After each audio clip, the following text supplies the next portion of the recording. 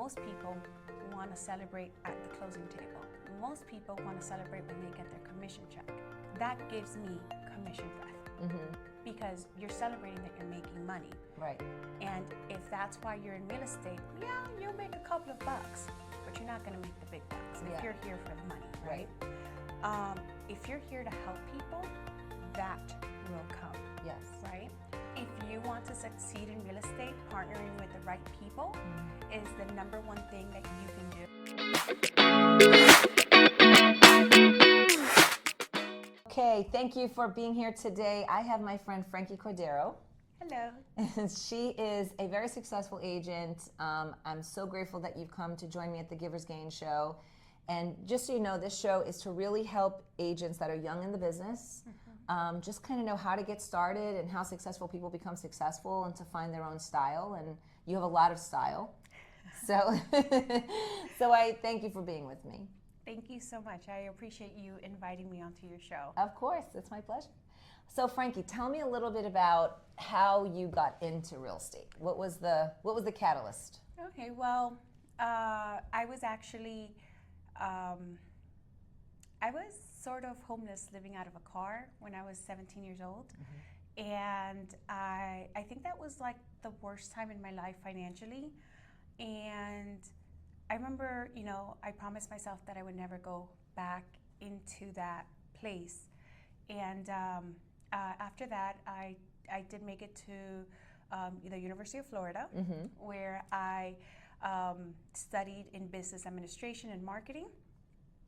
When I graduated, I had 2 jobs. Well, I first was in retail, and then I moved into ADP, which is a payroll service. And I remember, I think it was at age 24, I made my first 6 figures. When I went to go do my taxes, and I realized I made 6 figures, I was like, where did all this money go? This is impossible. So I looked at my spending habits, and my spending habits were horrible, to say the least. I had nothing to show that year for the 6 figures that I made. So what I ended up doing, I picked up a book called Rich Dad, Poor Dad. And I read that book, and that book talked about real estate, talked about paying yourself first, and it really hit home. So the next year, I started to save money. I started to, I guess, invest in myself and my future. And in 2013, which is a year later, I bought my first home. And so I bought my first home, and I bought it at $94,000. Made a killing when I sold it, but that's when I first started to get into real estate. And I started looking into investment properties. I started to looking into multifamily homes and properties with more doors. So I started to do it, and when I got pregnant, I wanted to work for myself. So I became a real estate agent, and with the knowledge I had as an investor, I brought it into the business. And it's been something I love doing ever since. Yeah, and you're incredibly successful at it. Thank you. And you have a drive in you that, you know, it's not just, it's a rare drive. And it's because it's a belief in yourself that I love to see. Where does that belief come from? Because, you know, when you come into a business, you don't always have that. You're unsure of something, but you came in just, you know, ready to go and full speed ahead. And where does that belief come from? My goals drive me. My goals drive me. The fact that I never want to be in that financial place I was again. The fact that I have my kids and I want the best for my kids. I want to set up my kids and leave them a legacy so that they don't have to worry. If they want to go to college, great, they go to college. If they want to start a business, they can start a business. But making sure that my kids are great is in the forefront. And so I have goals for myself, my kids, and I do a lot of personal development. Yeah. So I will tell you, I do a lot of personal development. I listen to Mel Robinson in the mornings. She is very big on getting light very early on, which is why I run in the morning. So I feel myself with a lot of positivity so that I can move forward. Yeah. So I have a lot of personal development experience as well. I've spent a lot of time and energy in developing my skills and my belief patterns and so forth. So is there anything else, like where did your personal development road start? Like when did that really start? For me, I was very young. I had, saw that there were things happening in my life that I could actually make a change in, but I just didn't know how to make the change, and I started seeking that. And I have been on a journey since then, and it's been an unbelievable experience because I always take responsibility for my life. I take responsibility for what's showing up in my life, and I'm grateful for that today. At one point in time, I didn't know that I could even live to that degree, but where did your journey start that you can see that there was another way? I want to say I wanted to change my life when I was a teenager. I wanted to change my life. I knew there was a way out of the situation that I was in, and so I don't know if it was a teacher or what it was, but people just started telling me to read books, and I started to read books. They made a huge difference. It's not only reading them; it's also getting one, two, or three things from the book and saying, what am I going to implement from the book? And what I have a tendency of doing is reading the same books over and over again at different points in my life, like Outwitting the Devil. I just finished it a couple of weeks ago, and I love the book Outwitting the Devil, but I've been reading that book since probably college. But it's a huge personal development things. Well, when it comes to personal development, it's not just about reading it or listening to it. It's actually about action and knowing that, it's not always going to be a win. Yeah. You can develop a habit and then gear off and give yourself grace and come back on board, So I have learned to give myself grace, not to be too hard on myself when I do deviate off, because I can always jump and start anew. Yeah. And so that's been very different, because I know people get frustrated when they start to do something, and then they start doing it and they start doing it, and then all of a sudden, like, something gets in the way and they don't accomplish their goals. But it doesn't matter if you accomplish your goal within 1 year, in 2 years, in 5 years. If you keep going at it, you will ultimately accomplish what you want to. Yeah, like creating, in the work that I do in self-discovery, it's creating identities. And becoming aware of identities that no longer serve us. Like, for example, there was an identity of the Punisher. The Punisher, for me, was, it's like when you did something wrong, this is normal. When you do something wrong as a child, there's like, oh, now you're punished, or now a disciplinary action. And I realize now that there's a huge difference, and it makes a big difference for me in parenting my own children, that there's a big difference between punishing and discipline. Yes. And I learned that I punished myself when I didn't do well. And it just, no fault of any of my parents or anything. It's just normal. That's just like, okay, you didn't do well, you did something wrong, now this is the consequence. And it's not to say to not pay consequences. That's okay. It's okay to give yourself consequences.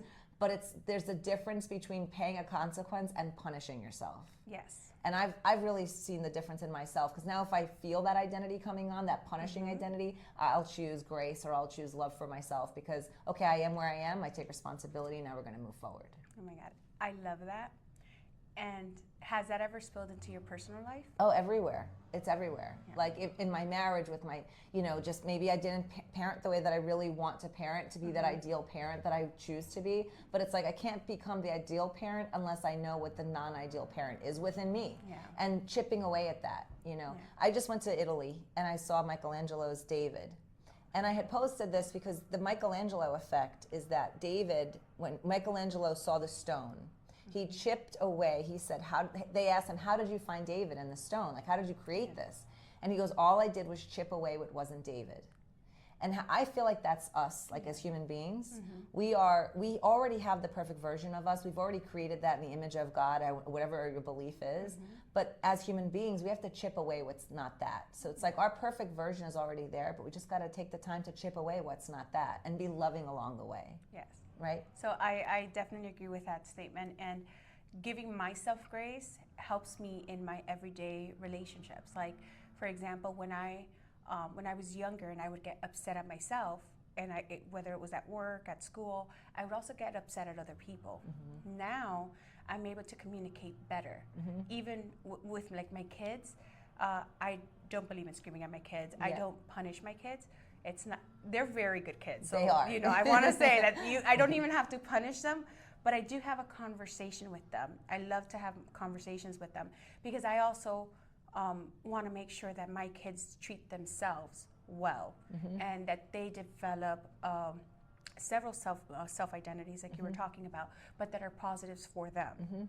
So, for example, when they mess up, I also don't want to drill it in them that they did something wrong. Punish yourself. No, you did something wrong. Let's see how we can get through this and why we shouldn't do it again. So, implementing that in all parts of my life, it also goes into, let's say, prospecting, right? So when I pick up the phone and, you know, it rings, and then when finally someone picks up and I mess that conversation up, I don't want to punish myself because then it's going to go into every other call, right? I laugh at myself. I might twirl, you know, but then I get back on there because it's what I want to do. It's, you know, yes, I messed up. So what do I need to do to make sure that doesn't happen again? Right. Is it an objection that I never heard? Is it because I was distracted? Because sometimes we answer the call and then we get all nervous because we weren't paying attention.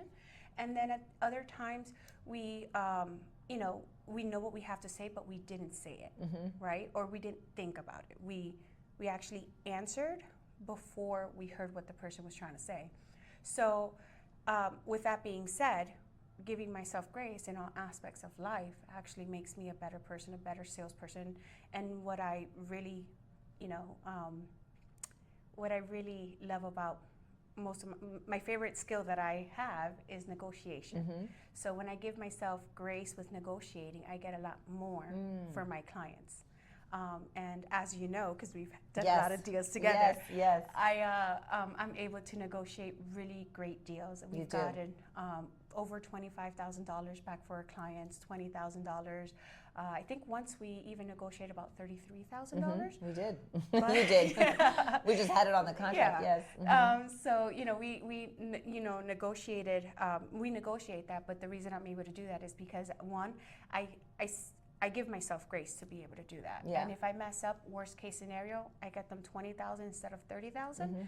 But consistently doing it gives us consistently the numbers that we get when we negotiate. Yeah, and some of the things that I've noticed that you do, which is it's just amazing, is you use compensating factors in your negotiation. So you will take other factors, you know what's important. You figure out how to make the deal work for the seller and the buyer, but you really, when you go in to negotiate credits or whatever it is that you need for the buyer, you make it good for the seller as well. Like, for example, you're short in the contingencies, you use our speed to help you win the deal. So you really use, you know, you use compensating factors in your negotiation to make it a win-win in some capacity for both parties.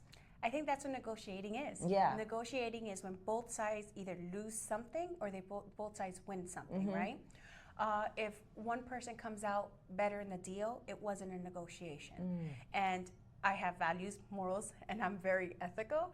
So when it comes to negotiating, I feel that I need to help both sides. Even if they're not my clients, I do need to help both sides. So for example, it's a give and take, and my client always comes first. I usually do what's called a single agent agreement, whether they're sellers or buyers. And what that means then is that I give them the full representation, like they're my number one, their needs, the loyalty, the confidentiality is always towards my client, right? But in order, if I want to get these numbers for my clients, I have to make sure that the other side also feel that they're winning too, right? So if you take, what ends up happening is that at one point in the deal will fall apart. When you're giving, like, hey, like, let's say, for example, they'll say, oh, but when we negotiated, we gave you this, we gave you this, we gave you this. I'm not going to help you with this, but now we need this, right? Let's say it's to repair a roof. We need you to repair the roof to get to the closing table. They can't use that against us because, yes, we got and we received, but they also received. Yes. And usually it's the time that we close deals. So that's one of the first things I bring to the table, which is why I love Supreme Lending, is the fact that you guys are able to close in 12 days, in 15 days. And that really benefits us. So while someone's listing has been sitting on the market for maybe a year, we come in with this great deal. You know, the buyer's getting everything they need, but the seller is also winning, right? So the seller is also winning because we're going to close in the next 12 days. So they're going to have their money in the next 12 or 15 days, whatever we negotiate. They have it, and so they're willing to work with us, right? So then they're willing to work with us. We need them to fix the roof. We're closing quickly. We just need you to fix the roof. As soon as you fix the roof, we can close. Let's make this happen. Let's make this move forward. And so everybody is participating to win. But I really do feel that in negotiation, if you want to make sure that it goes through, if you want to make sure to make your client happy, both sides have to be happy. Yeah, I love that. I love that. And something that I've noticed, you know, a real strength is that your systems. So you build systems. You know, we are both very intentional people. We have very successful people, like you've Shay and Troy, and we have very successful people in our lives that help us facilitate those systems. You know, there's a book called Buy Back Your Time. I love that book. I don't know if you've ever read it. I'm going to get you a copy because I think you would love it. And it talks about where, you know, whether you have a people problem or a process problem. And when you can, what I'm really getting from what you're saying, like when you talked about, when you're speaking about giving yourself grace in negotiations, is being able to create a system where there's non-resistance, when someone doesn't feel punished or someone doesn't feel of the flexibility or the openness, the freedom to be able to communicate freely. Like people on our team, if we don't feel that freedom in our communication, it's very hard to build a system successfully because systems sometimes fail. Yes. And when we need, but that's the opportunity. It's like, okay, what happened in the system? This is our issue. This is what happened. Where was it in our system that had a breakdown? And then we get to implement something new into the system. And it's like, okay, now all of us can follow that system. And that can be a system problem rather than saying it was your fault. Right, when we're coming at somebody like it was my fault, like I didn't do something, like instead of punishing ourselves or creating some type of consequence, it's like, okay, well, where did the system fail? Let's look at the system first. Now, if the people don't follow the system, we have a people problem. Yes. And that's different. And now we can address the person. But let's go to the system first. Let's all come together as a team and implement something new and get excited about our system working at the best possible place. Yeah. I know you do that. I do that. I find it to be very helpful, building relationships and enjoying what we do. Yes, Quest Home Partners, we love what we do. I want to say systems, though, are not my thing. They're Shay's thing. Okay. Shay's amazing. She does everything. She is. Yeah, so she does that. And what we do talk about what I think the system should be. But she's the one that implements most of our system and makes sure that we follow them. So she has a very big say. So I know my strengths and my weaknesses. And I want to say that I bring in people and I work with people that complement me. So that fill in my weakness, right? Yeah. In this case, it's Shay. She is very shy, which is why she's not here today. She's very shy. She's a people person, but it takes a lot for her to open up to people. And so I handle more the people aspect, and she handles more the systems. But at no point in anyone's journey or quest to buy a home or sell a home do I do it alone, or does Shay do it alone? Right. So we're always together. We communicate. I want to say most of our conversations happen on three-way. I mean, you can attest to that. Yes. So we're always on three-way. Yes. And it's one of the best things for us. But I've actually just before we met you, I've gone through a lot of lenders, a lot of loan officers, right? And I'm very meticulous about things, and I understand that the lending process is very difficult, right? I understand that. I understand that everyone's different, everyone's financial picture, their credit score, their family, their debt, their income, their ratios, everything is different, right? For every single person. That's a whole different ballgame. I don't intend to learn that aspect of real estate, right? Yeah. So when you came in, it was such, or not when you came in, but when we met, it was such a fresh breath of fresh air. Is that the saying? Yes. That's the saying. Okay. So it was such a fresh breath of air because I didn't have to worry about that. I was able to hand that off to you. And so, as you know, part of the entire process, we're calling you before, we're calling you after. We don't show on properties unless you give us the green light. When we do find a property, you run the numbers for us before we even negotiate. We present the numbers to the buyers or the sellers.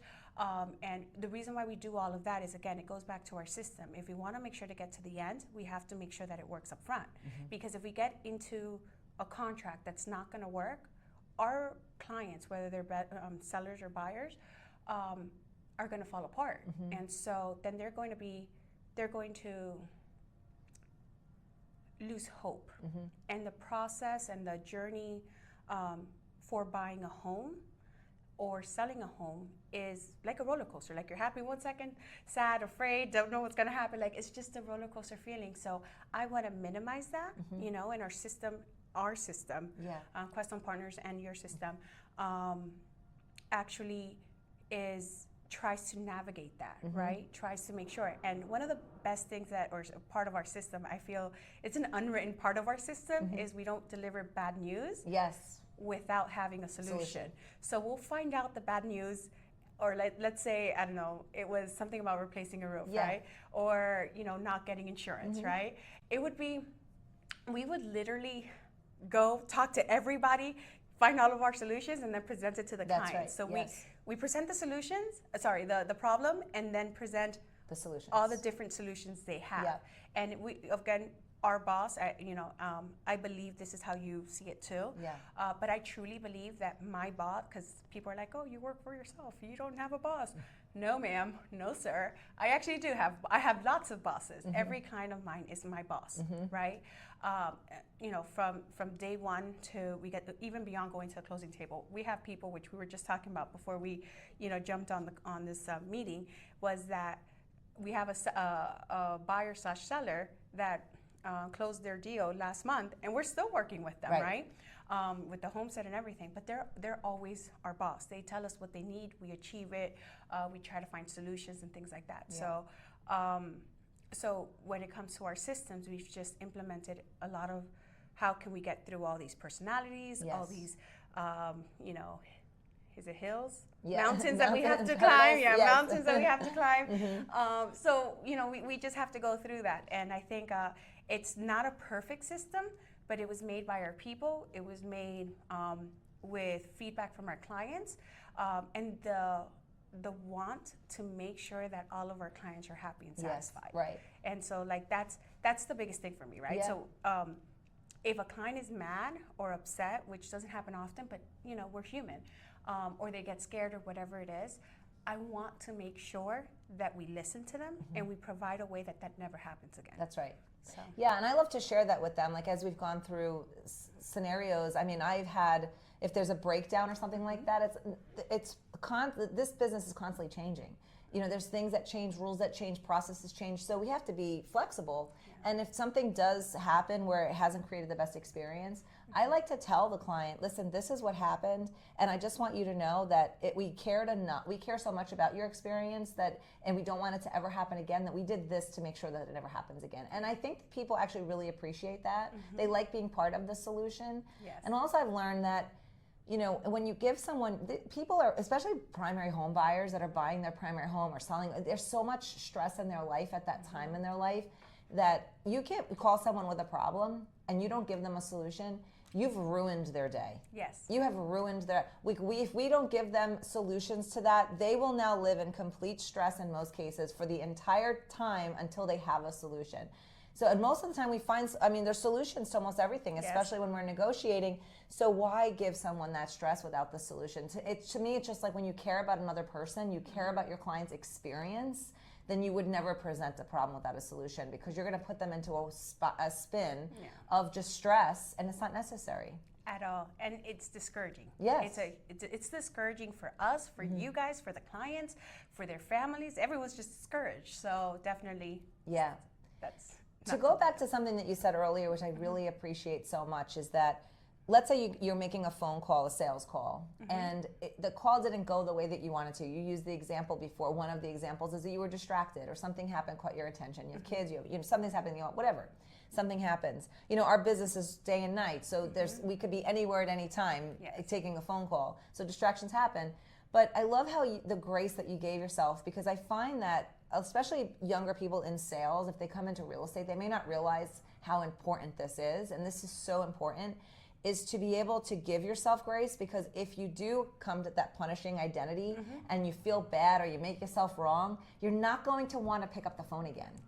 And it's almost like creating an environment for yourself to want to pick up the phone. Can you talk a little bit about that? Like, what is the mental state, the mental conversation, that you have for yourself, with yourself, to continue to pick up the phone even when you mess up? So I'm the type of person that when I don't like something and I should, I work to kind of loving it, you know? So for example, a few years ago, if you asked me, hey, let's go running, I would be like, are you crazy? No, I'll go do weights because it's easier, right? But I wanted to lose weight. And so since I wanted to lose weight, I found out in my research that cardio is the best way to lose weight. So now I can't live my life without running. Like I run, like it's like sometimes I go twice a day to run because it's something that I love and enjoy. It's also the same thing when it comes to making calls. I used to be super afraid of the phone. I know we're in South Florida and everybody has a Miami accent, but I went to Gainesville for college, and when I went up there, I found out I had an accent. So that stuck with me my entire life. So like, if I hear myself back, I sound different. Sometimes I sound like I'm 10 years old. You know, people usually think I'm younger than what I really am because I'm like, when I answer the phone, I'm actually like, hi, how are you? I'm like this bubbly person. Actually, I think I'm a bubbly person all the time. But over the phone, if you don't know me, I just sound younger. And so I really disliked calling, right? And if you're in real estate, you have to pick up the phone. Like, you have to pick up the phone. And I had to make a decision. I told myself, I either go work for somebody else because that's my option, or I stay in real estate. But either way, I'm gonna do something I don't like. Either work for someone else, which it's not that bad, but you know, I wanna have my own business. I like being an entrepreneur, right? Or if I'm gonna stay in real estate, I have to decide that calling is what I'm going to do, right? So I had to make that decision first. So if you want real estate, you have to understand you need to make your calls. Once I made that decision, I threw out the boats. I burned the boats, right? I burnt the boats. Burn the boats. So I burned the boats, and then I started to call.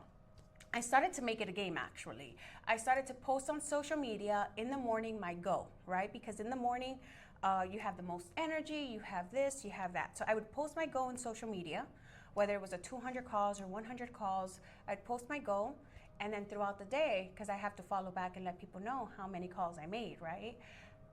I can't find it in myself to get on social media and say I didn't make my calls or I didn't reach my go, right? That I cannot do. So I started to hold myself accountable by showing people what I do on a daily basis. Doing that, at first I was trying to get through the call. So that was the first part, right? Just trying to get through my 100 calls. Once I started getting used to that, I started making sure that I had valuable, like I was intentional. So that my intention was, let's set 2 appointments, right? So I would set 2 appointments, and sometimes there'll be days that I'll set like 3 or 4 appointments because my goal was 100, and I just kept calling. I would set the appointments. I would set the appointments, and then at the end of the day, I would say how many appointments I got and how many calls. Well, doing that actually got me even more business because now people, when I go sit with the seller, I can tell the seller, hey, this is what I do. And I have proof. Now I have social media proof that I'm actually calling.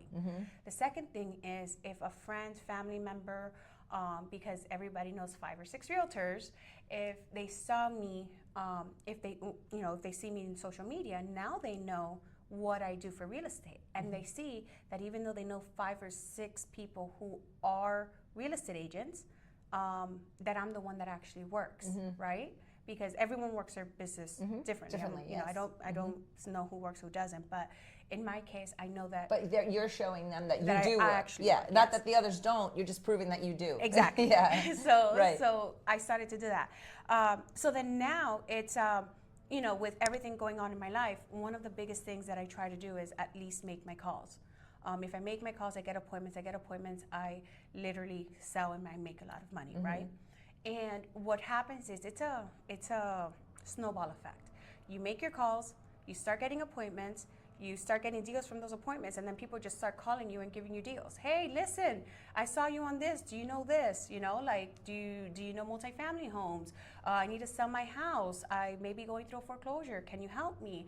So people just start to call you and you start to help even more people.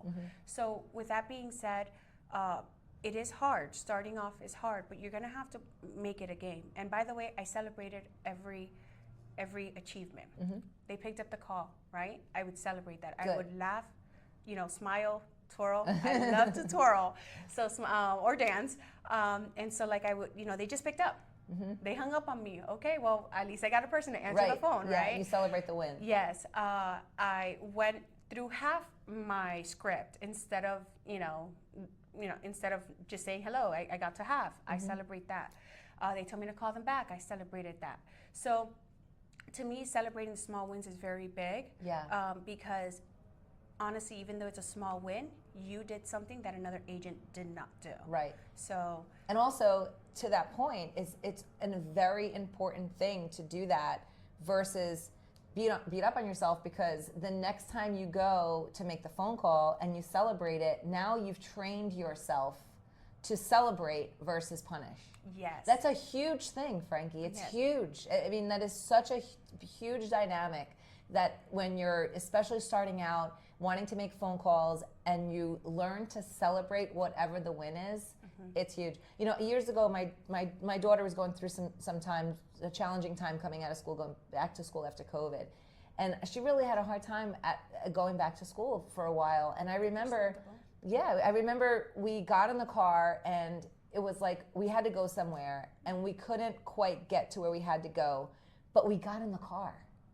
And there was a time when she wouldn't have even wanted to get in the car to be able to go to that place. So I was like, we just won. We won. We got in the car. Like, forget the appointment. Let's celebrate. We just won at a very high level. I love that. Like, forget where we got to go. I just got the chills. Like, me too. Actually, I did too. I'm like, oh my God. It's like to be able to do that in life with anything. Like, there's so much pressure to be successful and be this and be that, and like, let's just celebrate the wins. Let's celebrate the little wins. You're gonna make me cry too. I mean, it's like, it's such a beautiful way to live life, because every day, lately, and my husband says, oh my gosh, I'm so sick of hearing this, but I tell my kids, like today, I wrote it down. Today, the date, I always write the date, and this is a once in a lifetime.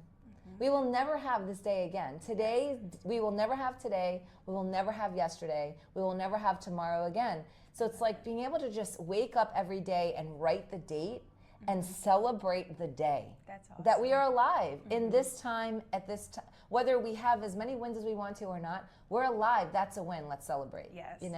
So I will tell you, I needed to hear that today. Good. I needed to hear that today.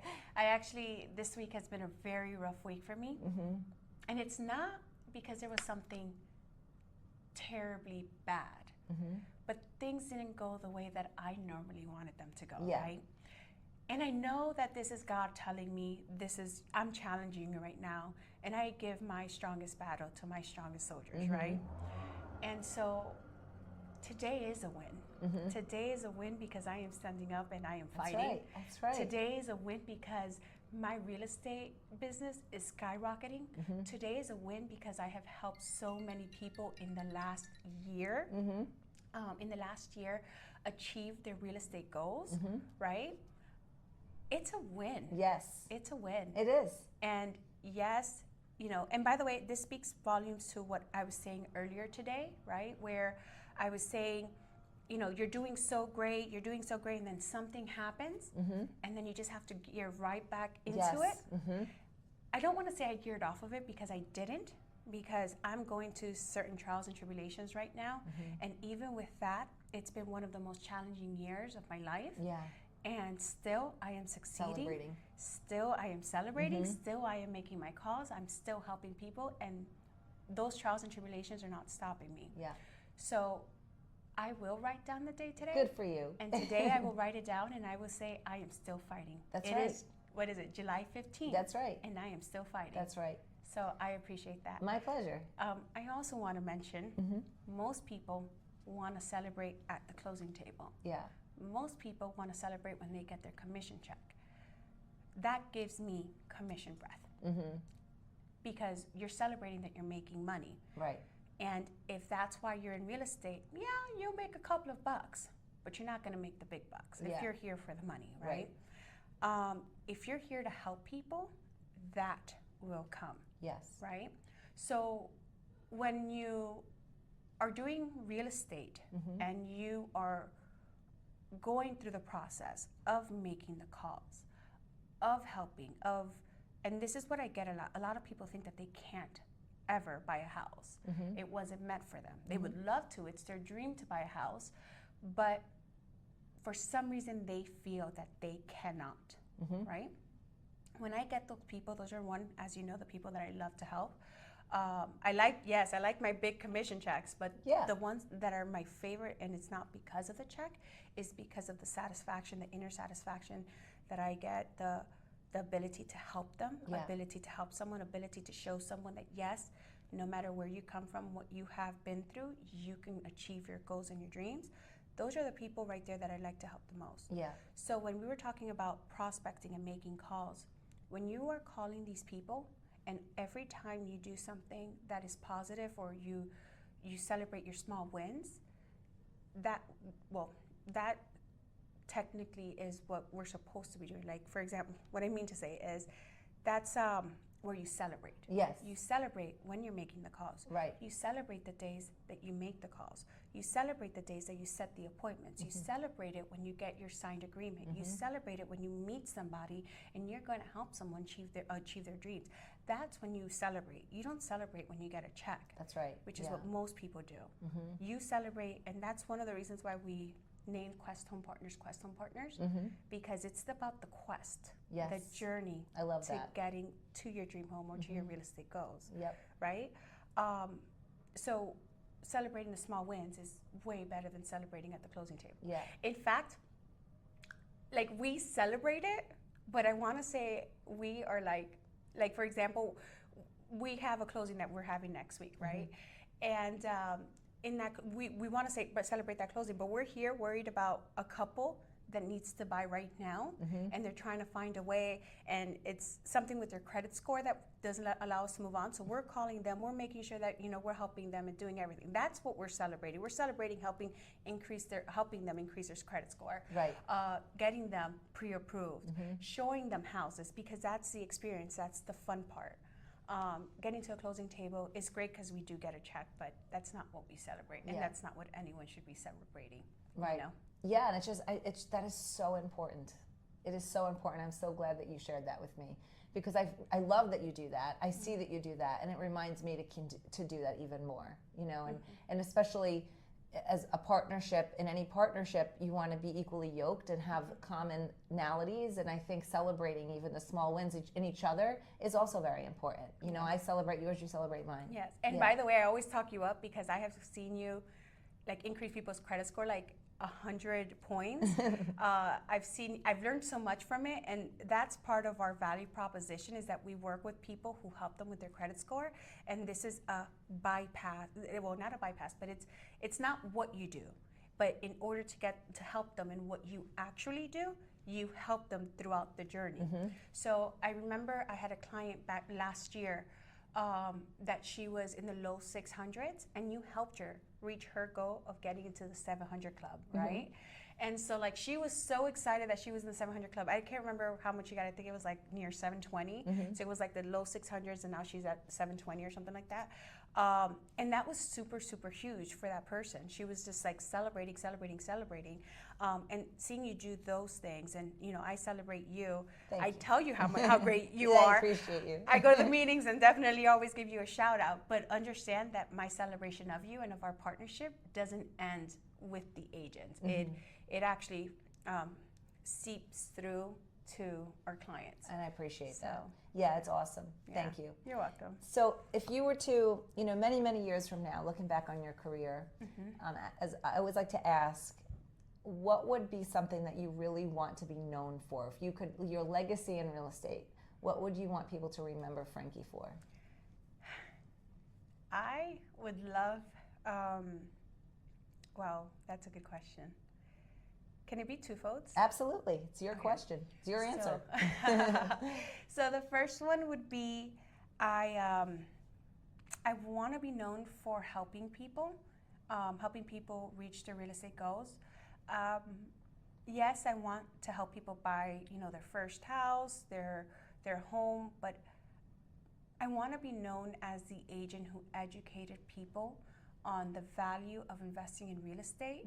And when they retire wealthy because of the partnership that we've created throughout the year. Yes. So that is my number one goal. I want to help people build wealth through real estate, and I want to be known as the best real estate negotiator that ever lived. I love that. You're on your way, I can tell you that. I've seen you in action. Thank you. Thank you, Frankie. So I appreciate it. This is fun. Good, I'm glad. Is there anything else you want to say? Anything else you'd like to leave with? I know it's the show is about giving to younger agents. I do want to give you a shout out to the younger agents. If you want to succeed in real estate, partnering with the right people is the number one thing that you can do. And I want to say, when you partner with Supreme Lending, you have a true partner. You have someone that cares, that's knowledgeable, and that will get the deal done. Thank you. So as a new agent, I definitely think that you guys should all be partnering with Lynn. And if you don't know, I don't know, where the audience is at, but if you're in the United States, I think we're all over. If you give Lynn a call, she'll partner you with the right Supreme Lending partner. So. Thank you so much. That's so kind of you. Thank you, Frankie. You're welcome. Thanks for being here. I appreciate it. Thank you for inviting me. Of course. Thank you.